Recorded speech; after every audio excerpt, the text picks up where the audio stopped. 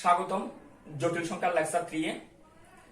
আজকের লেকচার আমরা শিখব মডুলাস এবং আর্গুমেন্ট এবং জটিল সংখ্যার ফুলার ফর্ম। যেহেতু তোমরা সরলরেখার স্থানাঙ্ক ব্যবস্থায় কার্তেসীয় এবং ফুলার স্থানাঙ্কের সম্পর্কগুলো জানো, সুতরাং আজকের মডুলাস আর্গুমেন্ট বুঝতে খুব একটা অসুবিধা হবে না। ওখানেও আমরা একটা বিন্দুকে স্থানাঙ্ক ব্যবস্থায় স্থাপন করার জন্য এক্স অক্ষ ওয়াই অক্ষ নিয়ে কাজ করি।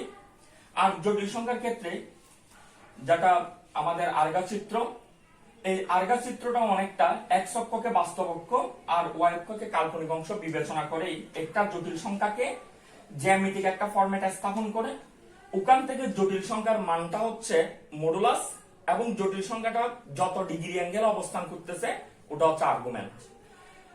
তাহলে দেখো, আমরা একটা জটিল সংখ্যা লিখলাম যার সমান x প্লাস আই ওয়াই। এখানে যেটা এক্স অক্ষ ছিল ওই এক্স অক্ষটা হচ্ছে এখানের জন্য বাস্তব অক্ষ আর ওয়াই অক্ষটা হচ্ছে কাল্পনিক অক্ষ। তাহলে সেক্ষেত্রে x আমরা বাস্তব অক্ষের দেখতেছি, বাস্তব অংশ হচ্ছে x, তাহলে আমরা বাস্তব অক্ষ বরাবর x দূরত্বে গেলাম। আর কাল্পনিক অংশের মান হচ্ছে y, আমরা কাল্পনিক অক্ষ বরাবর যদি y দূরত্ব যাই এই দুটা বিন্দু মিলেই একটা বিন্দু পেয়ে যাচ্ছি। এটাকে আমরা লিখতে পারি xy বিন্দু। তাহলে এখান থেকে দেখো এই দূরত্বটা হচ্ছে x দূরত্ব আর এই দূরত্বটা হচ্ছে y দূরত্ব, আর এই দূরত্বটাকে আমরা r হিসেবে চিহ্নিত করি, যেখানে r মানে হচ্ছে আসলে x প্লাস আই ওয়াই। এই দূরত্বের মানটা হচ্ছে মডুলাস এবং এটা কত ডিগ্রি অ্যাঙ্গেলে অবস্থান করতেছে এটা হচ্ছে আর্গুমেন্ট। তাহলে আসো r এর মান যদি আমরা বের করি মডুলাস পেয়ে যাব, আর থিটার মানটা বের করলে আমরা আর্গুমেন্ট পাবো। r এর মানটা বের করার জন্য আমরা এখান থেকে লিখতে পারি এই দূরত্বটা হচ্ছে x, তাহলে সুতরাং cos থিটা সমান লিখতে পারি ভূমি বাই অতিভুজ, দ্যাট মিন্স x এর মান পাচ্ছি আর cos থিটা। আবার sin থিটা সমান লেখা যাচ্ছে লম্ব বাই অতিভুজ, তার মানে y বাই r, যেখান থেকে ক্যালকুলেশন করলে আমরা y এর মান পাচ্ছি আর sin থিটা। আর আমরা যেটা বলেছি সেটা হচ্ছে r এর মান মডুলাস আর এটা যত ডিগ্রি অ্যাঙ্গেলে অবস্থান করতেছে দ্যাট মিন্স থিটার মান হচ্ছে আর্গুমেন্ট। তাহলে আসো r এর মানটা বের করার জন্য আমরা এই দুইটা ফরম্যাটকে যদি যোগ করে বর্গ করার পর যোগ করি তাহলে হয়ে যাচ্ছে x square plus y square equal r square cos square theta plus r square sin square theta. এখান থেকে r স্কয়ার কমন নাও, তাহলে লেখা যাচ্ছে x square plus y square equal r square কমনে গেল sin square plus cos square, sin square theta plus cos square theta মানে 1, তাহলে আমরা r এর মান পাচ্ছি root over x square plus y square. তার মানে একটি জটিল সংখ্যা যদি আমাদের z সমান x প্লাস আই ওয়াই হয়, ওই জটিল সংখ্যাটার মডুলাস z এর মডুলাসটা আমরা লিখতে পারবো z মডুলাস সমান x square plus y square root over x square plus y square. তাহলে একটি জটিল সংখ্যার যে কোনো জটিল সংখ্যার বাস্তব অংশ হচ্ছে x আর কাল্পনিক অংশের মধ্যে y ব্যতীত বাকি অংশটা হচ্ছে y। তাহলে আমরা এই ফর্মুলাটা অ্যাপ্লাই করলে মডুলাসটা পেয়ে যাচ্ছি। এখন আমরা যদি থিটার মানটা বের করতে চাই তাহলে এখান থেকে আমরা যেটা লিখতে পারি সেটা হচ্ছে tan থিটা ইকুয়াল লম্ব বাই ভূমি, তার মানে থিটা মানে হচ্ছে tan inverse y by x। তাহলে আমরা যদি থিটার মানটা জানি থিটা সমান আমরা লিখতে পারি tan inverse y by x। এটাও সরল রেখায় যখন আমরা ফুলার স্থানাঙ্ক বের করতেছিলাম থিটার মানটা আমরা কোয়াড্রেন্ট থেকে বের করতাম, এখানেও থিটার মানটা কোয়াড্রেন্ট থেকে বের করতে হবে। কেন বের করতে হবে তুমি নরমালি একটু চিন্তা করলেই অ্যানসারটা পেয়ে যাবা। যদি আমাদের z সমান x প্লাস আই ওয়াই না হয়ে z সমান হতো এরকম minus x plus i y, তাহলে আমরা এখানে x এর মান হচ্ছে নেগেটিভ, আমরা আসবো বাম পাশে আর y হচ্ছে পজিটিভ উপরের দিকে। তাহলে আমরা জটিল সংখ্যাটা পাচ্ছি এখানে। এই যে এখানে যদি কোন একটা জটিল সংখ্যা অবস্থান করে তার দিকটা নিচ্ছে এই দিকটায়, আর দেখো এই কোঅর্ডিনেটের মান হচ্ছে 90 ডিগ্রি থেকে বেশি 180 থেকে কম, যেটাকে আমরা পাই মাইনাস থিটা বলতে পারি। তাহলে এই জন্যই মূলত কোঅর্ডিনেটের মানটা থিটা এর মানটা আমাদের কোঅর্ডিনেট থেকে বের করতে হবে। আর কোঅর্ডিনেটের যে হিসাব এটা তোমরা সরল রেখায় পড়েছো, আমি জাস্ট একটু স্মরণ করিয়ে দিচ্ছি, তারপর মানগুলো কিভাবে আমরা আস্তে আস্তে বের করব সেটা আমি দেখাচ্ছি। 0 ডিগ্রি থেকে আমরা দুইভাবে কোণগুলা কাউন্ট করতে পারি, একটা হচ্ছে ঘড়ির কাঁটার বিপরীতে আর একটা হচ্ছে ঘড়ির কাঁটার দিকে। আর আমরা জানি যদি ঘড়ির কাঁটার বিপরীতে কাউন্ট করতে হয় তাহলে অ্যাঙ্গেল আসবে ধনাত্মক, আর ঘড়ির কাঁটার দিকে যদি কাউন্ট করি তাহলে অ্যাঙ্গেলটা আসবে ঋণাত্মক। আসো আমরা ঘড়ির কাঁটার বিপরীতে একটু কাউন্ট করি, যে এখান থেকে এটুকু আসলে 90 ডিগ্রি, আর এখানে আসলে এই কোঅর্ডিনেটে আমরা বলতে পারি এটা 90 থেকে বেশি অথবা 180 থেকে কম, যেটাকে আমরা চিহ্নিত করবো 180 থেকে কম, পাই মাইনাস থিটা। আর যদি এটা এই কোঅর্ডিনেটে থাকে তাহলে নিশ্চয়ই পাই থেকে বেশি, আর এই কোঅর্ডিনেটে গেলে 270 থেকে বেশি 360 থেকে কম।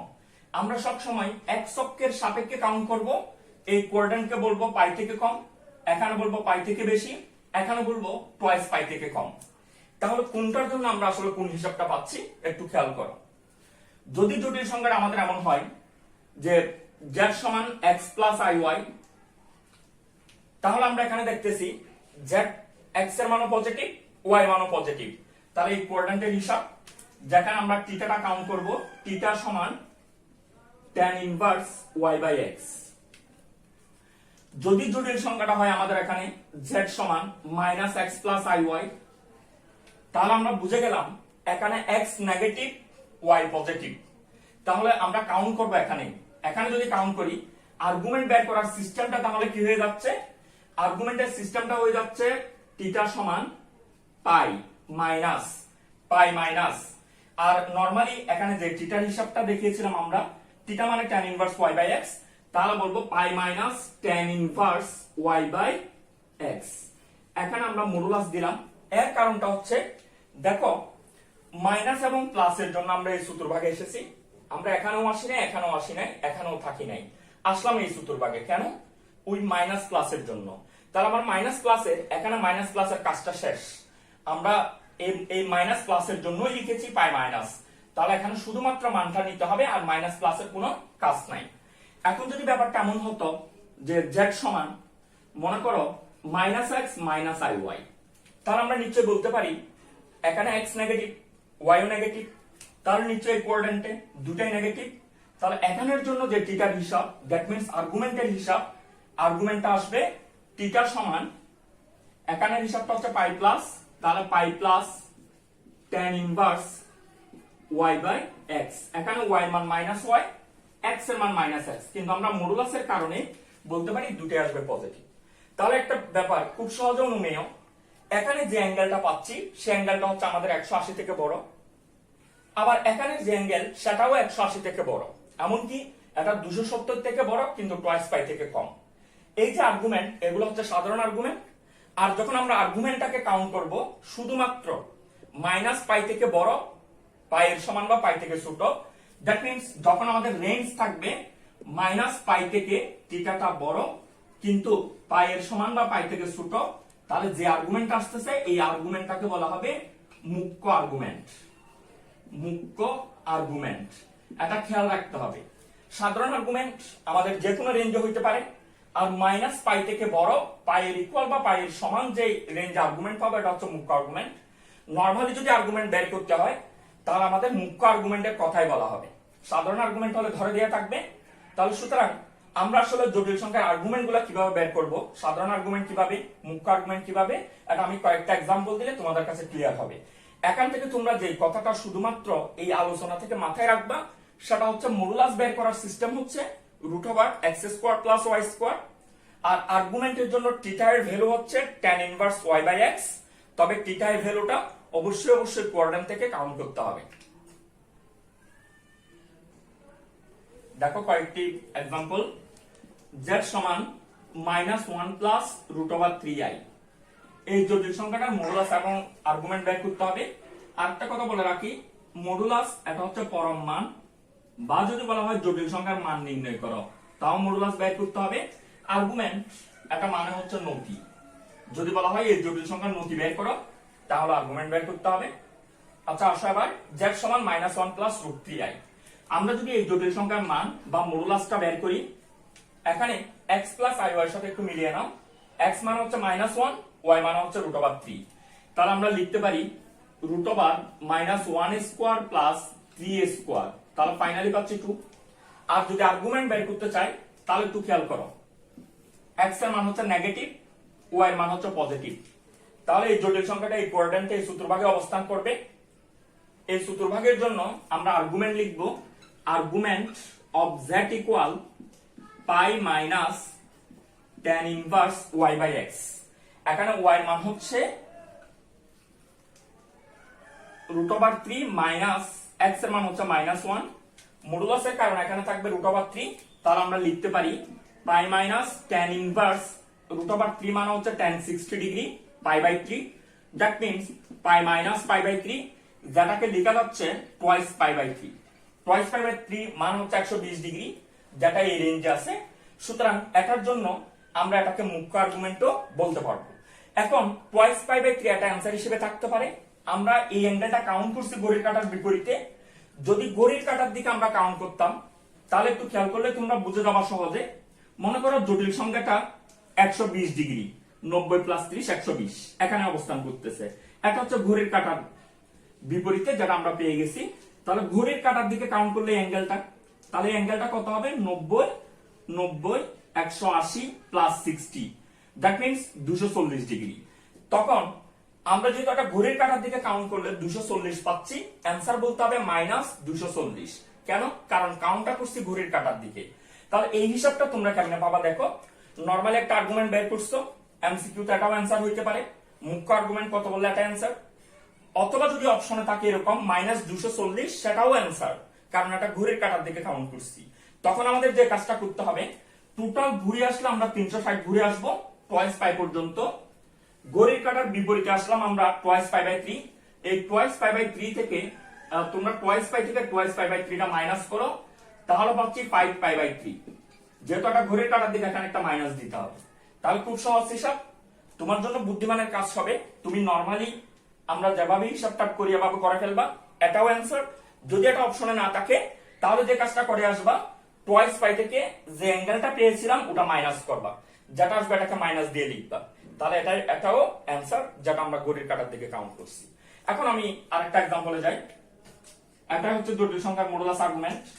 ধরো আমাদেরকে যদি বলা হয় এরকম যে z সমান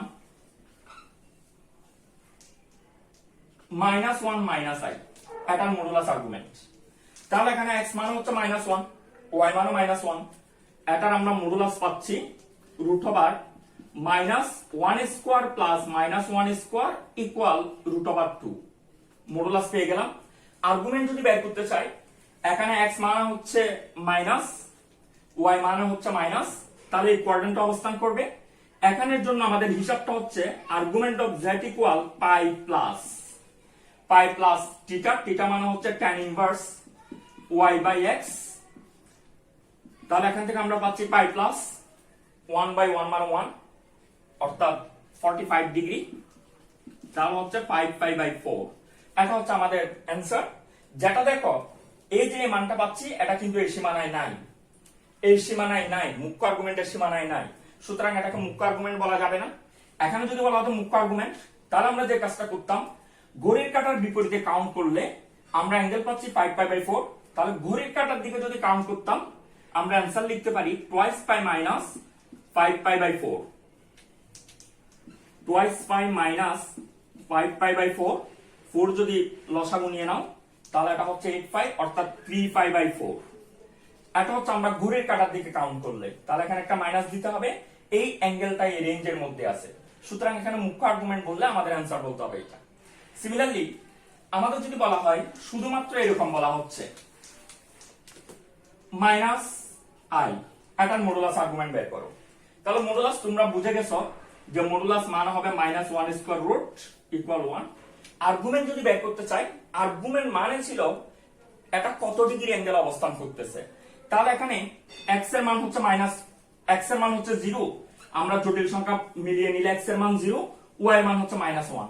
তাহলে x এর মান 0, y এর মান -1, তার মানে জটিল সংখ্যা এখানে হইলে আমরা অ্যান্সার বলতে পারি 270 ডিগ্রি, 3 পাই বাই 2। তাহলে আর্গুমেন্ট হবে 3 পাই বাই 2। আর যদি ঘড়ির কাঁটার দিকে আসতাম তাহলে হতো 90 ডিগ্রি, যেটা যেহেতু ঘড়ির কাঁটার দিকে মাইনাস। তাহলে এখানে আমরা দুইটা আর্গুমেন্ট পাচ্ছি, একটা হচ্ছে সাধারণ আর্গুমেন্ট, একটা হচ্ছে আমাদের মুখ্য আর্গুমেন্ট, যেহেতু রেঞ্জে আছে। যদি মানটা থাকতো এরকম শুধুমাত্র -2, দেখো এখানে x এর মান -2, y এর মান হচ্ছে 0। যে কোনো সংখ্যা মানে জটিল সংখ্যা, আমরা এটাকে কিভাবে বানাতে পারি, x এর মান হচ্ছে -2, y এর মান হচ্ছে 0। তাহলে দেখো সেক্ষেত্রে x হচ্ছে -2 এখানে, আর y হচ্ছে 0, তাহলে y এর দিকে কোনো মান নাই। এখানে হইলে এটা 180 ডিগ্রি অ্যাঙ্গেল অবস্থান করে। আর ঘড়ির কাঁটার বিপরীত হইলে এই মানটা ঘড়ির কাঁটার বিপরীত হইলে পাই, ঘড়ির কাঁটার দিকে হইলে কিন্তু মাইনাস পাই। তাহলে এই দুটো আর্গুমেন্ট থেকে আমরা কোনটাকে মুখ্য আর্গুমেন্ট বলবো? খেয়াল করো, মাইনাস পাই কিন্তু মুখ্য আর্গুমেন্ট নয়। মাইনাস পাই থেকে বড়, পাই এর ইকুয়াল বা পাই হলেও মুখ্য আর্গুমেন্ট। তাহলে এখানে মুখ্য আর্গুমেন্ট হবে পাই, আর মাইনাস পাই হচ্ছে ঘড়ির কাঁটার দিকে কাউন্ট করলে। দুটাই অ্যান্সার হতে পারে। আশা করি মডুলাস আর্গুমেন্টটা তোমরা পারবা। এরপর আমি যাচ্ছি জটিল সংখ্যার ফুলার ফর্মে। জটিল সংখ্যার ফুলার রূপ, এটা খুব সহজ একটা ব্যাপার। জটিল সংখ্যার ফুলার রূপ,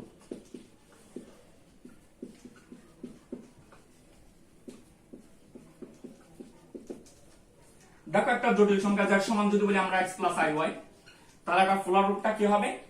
x মানে আমরা জানি r cos theta plus i into y মানে জানি r sin theta into i। এখান থেকে যদি আমরা r কমন নিয়ে নিই, r সমান হয়ে গেল cos theta plus i sin theta. এটাই হচ্ছে জটিল সংখ্যার ফুলার রূপ। তাহলে একটা জটিল সংখ্যার ফুলার ফর্ম হচ্ছে r সমান cos theta plus i sin theta, যেটাকে লেখা যায় r সমান e to the power i theta.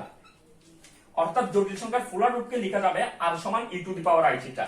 তাহলে এখানে যেটা খেয়াল রাখবা সেটা হচ্ছে e to the power i theta equal cos theta plus i sin theta, আর e to the power i theta equal cos theta minus i sin theta. এই দুটা ফর্মুলা হচ্ছে অয়লারের ফর্মুলা। এদেরকে বলা হয় অয়লারের সূত্র অথবা অয়লার্স ফর্মুলা। তাহলে আমরা এই অয়লারের এই দুটো সূত্র খেয়াল রাখবে, এগুলা থেকে কিন্তু সিকিউ তে কোশ্চেন হয়। e to the power i theta equal cos theta plus i sin theta, sorry e inverse i theta, e inverse i theta equal cos theta minus i sin theta. তাহলে জটিল সংখ্যার fuller form হলো r into cos theta plus i sin theta অথবা r into e to the power i theta. আজকের লেকচারটা আমরা এইটুকুতে শেষ করতেছি। সবাইকে অসংখ্য অসংখ্য ধন্যবাদ।